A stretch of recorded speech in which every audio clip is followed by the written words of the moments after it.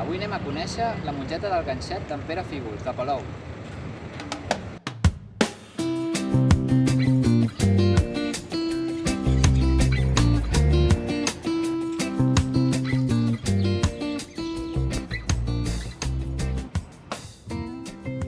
Hola, bona tarda, soc Pere Fígols, d'aquí Palou, de sempre, de tota la vida.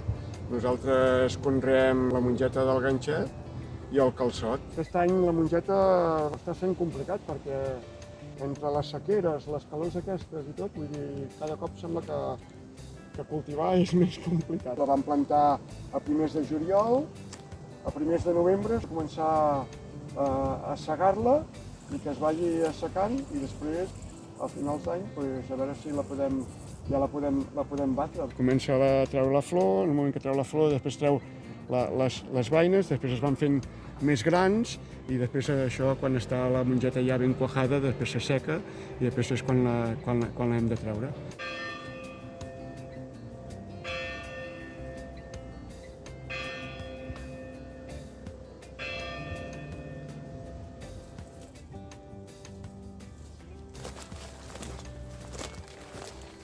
Aquesta és una mongeta que fa molt de ganxo, és l'autèntica, no? I és molt apreciada aquí.